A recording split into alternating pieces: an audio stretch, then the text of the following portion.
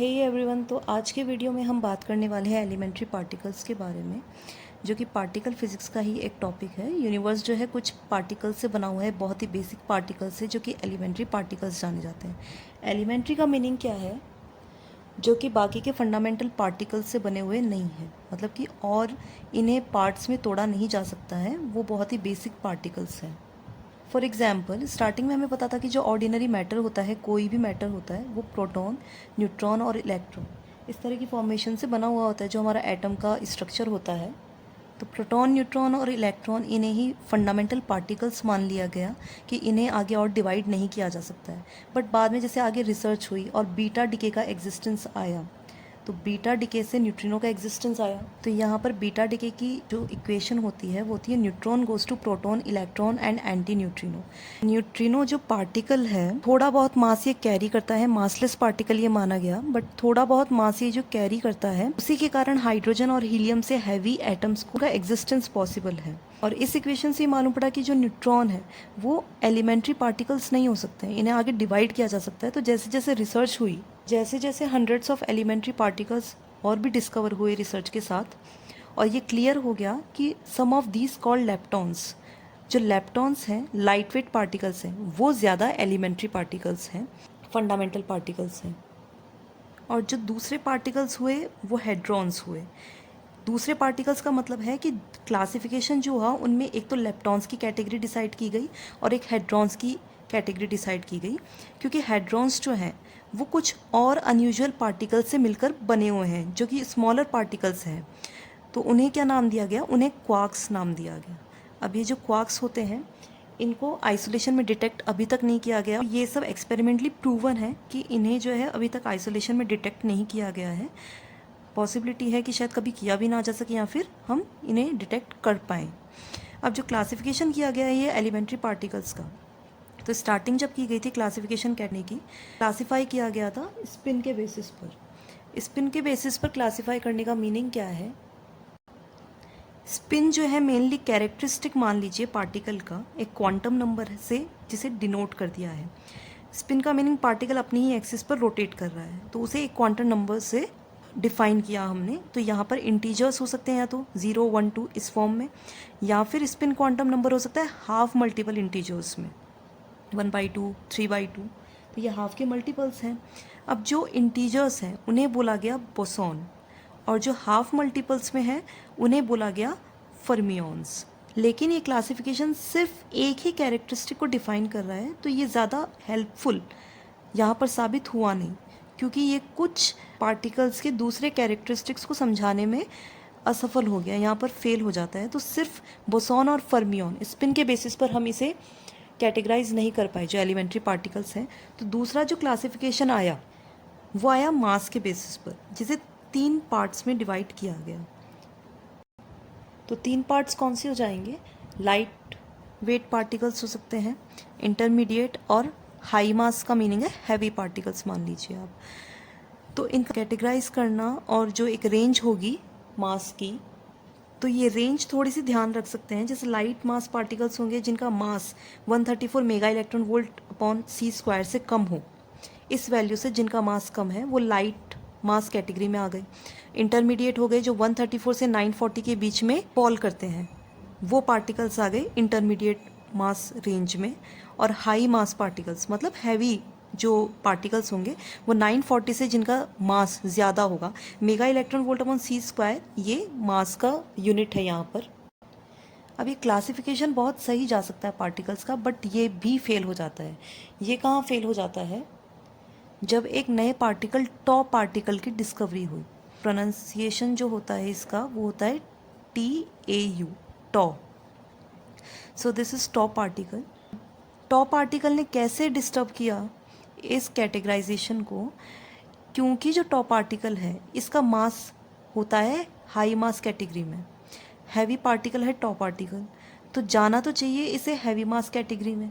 लेकिन इसकी जो प्रॉपर्टीज़ हैं वो रिजेंबल करती है लाइट मास पार्टिकल्स के साथ, जो कि लेप्टॉन्स होते हैं, तो उनके साथ इसकी प्रॉपर्टीज़ मैच करती है। लेकिन इसका जो हाई मास है वो डायरेक्ट करता है कि वो हाई मास कैटेगरी में रहे। तो इस तरह से क्लासिफिकेशन जो है इस पार्टिकल के आने से डिस्टर्ब हो जाता है, फाइनली जो तीसरा क्लासिफिकेशन आता है वो इंट्रैक्शन के बेसिस पर आता है, जो कि फाइनली सक्सेसफुल रहता है।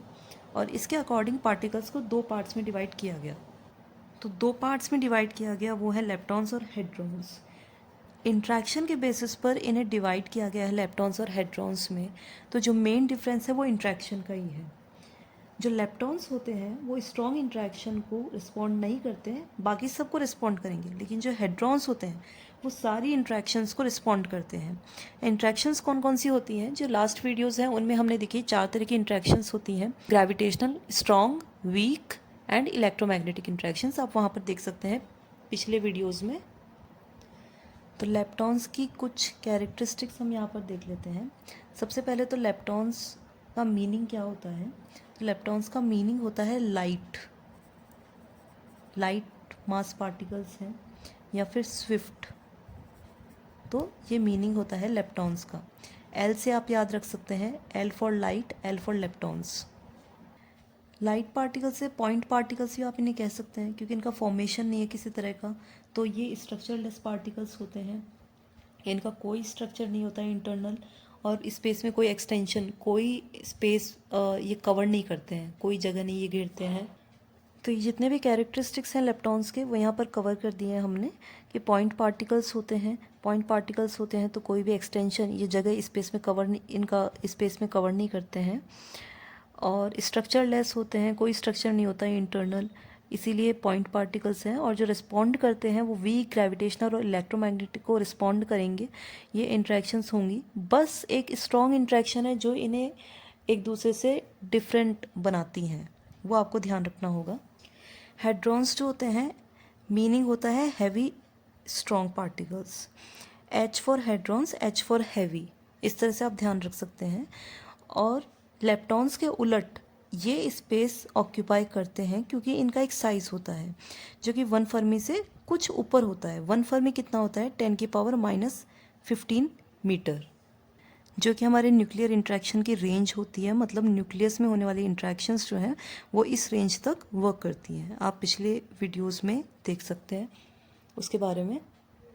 अब क्योंकि ये लेप्टॉन्स की तरह स्ट्रक्चरलेस पार्टिकल्स नहीं होते, एक साइज़ होता है, तो ये कंपोज्ड होते हैं 2 या 3 क्वार्क्स से मिलकर बने हुए होते हैं।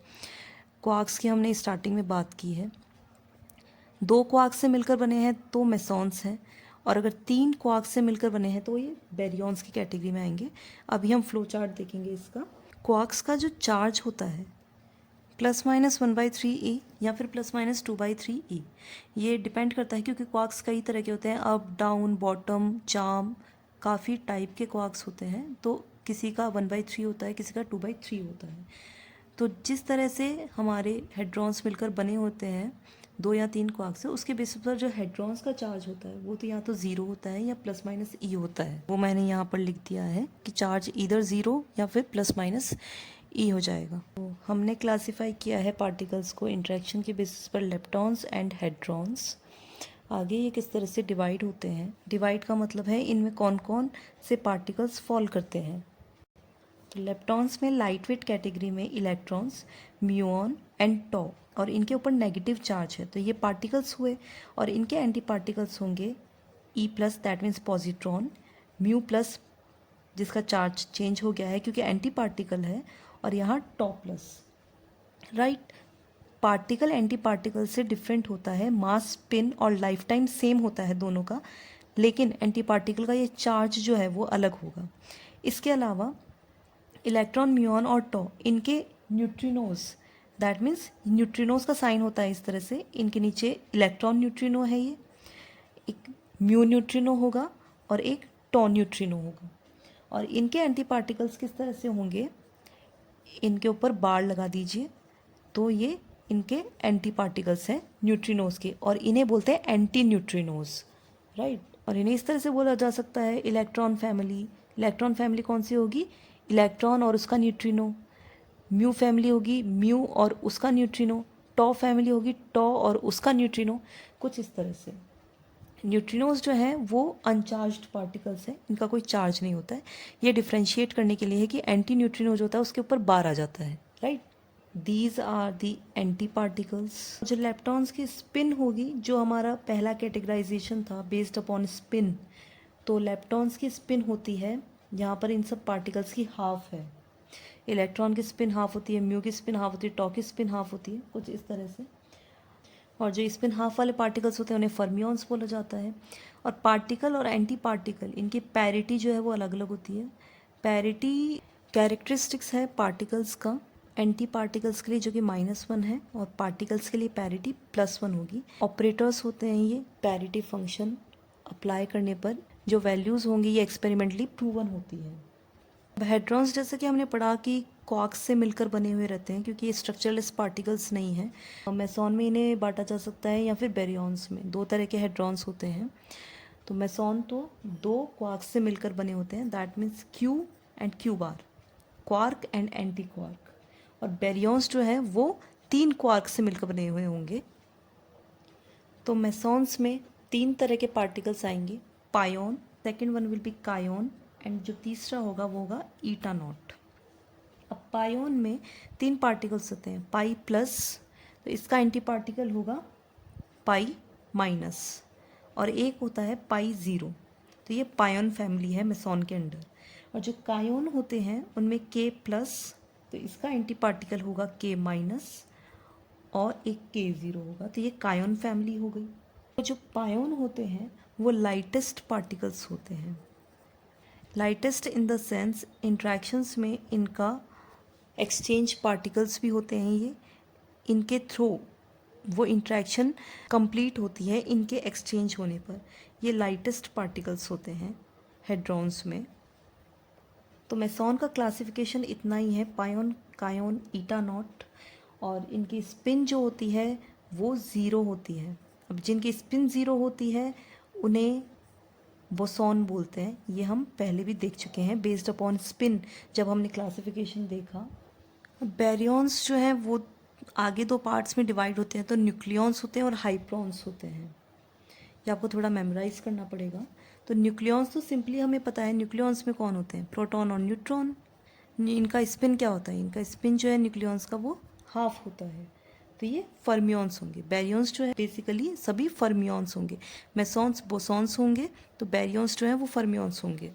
तो इनका क्लासिफिकेशन जो है न्यूक्लियॉन्स में प्रोटॉन और न्यूट्रॉन हो गए, बस ये यहीं पर रुक जाता है। अब हाइप्रॉन्स जो होते हैं ये 4 तरह के होते हैं, जिसमें आते हैं सिग्मा, कैस्केड, जाई भी बोल सकते हैं, लैम्डा और ओमेगा। अब इनमें भी टाइप्स होते हैं, जैसे सिग्मा होता है तो ये इस तरह से नोटेशन होगा सिग्मा का, जिसमें plus, sigma zero, sigma minus, ये तीनों सिग्मास आएंगे। और इनकी जो स्पिन होती है वो हाफ होती है। इसी तरह से जो कैस्केड होता है, जाई हम बोल रहे हैं, उसका साइन जो होगा वो कुछ इस तरह से आएगा, बीच में आई बना करके, और ये माइनस और ज़ीरो। और लेम्डा जो होगा वो सिंपली कुछ इस तरह से डिनोट होगा, और ओमेगा जो है वो इस तरह से डिनोट होगा। इनके जो चार्जेस है वो इनके ऊपर लिख रहे हैं, लेम्डा का 0 है और ओमेगा का माइनस है। स्पिन जो है, जैसे मैंने आपको बोला, बैरियॉन्स जो है फर्मियॉन्स है, तो हाफ इंटीजर्स में होगी। न्यूक्लियॉन्स की हाफ हो गई है, सिग्मा की हाफ हो गई है, और जाई की जो है वो हाफ होगी। स्पिन लैम्डा की जो है हाफ है। तो सबकी सेम है ऑलमोस्ट, बस ये जो ओमेगा होता है इसकी स्पिन डिफरेंट है, जो कि 3/2 होगी। तो क्लासिफिकेशन ऑलमोस्ट हो गया है, बस एक पैरिटी की हम बात कर लेते हैं, जो parity operator experimentally proven value है। तो जो हमारे मेसॉन्स हैं उनके लिए पैरिटी होगी यहाँ पर, दैट इज़ -1। ओके, जो बेरियॉन्स होंगे इनके लिए इनसे उलट होगी, तो क्या होगी पैरिटी बेरियॉन्स के लिए, दैट विल बी +1। तो आई होप आपको ये एलिमेंट्री पार्टिकल्स का क्लासिफिकेशन समझ में आया होगा। तो कमेंट सेक्शन में मुझे ज़रूर बताना, और चैनल को सब्सक्राइब करना बिल्कुल मत भूलना। Thank you so much.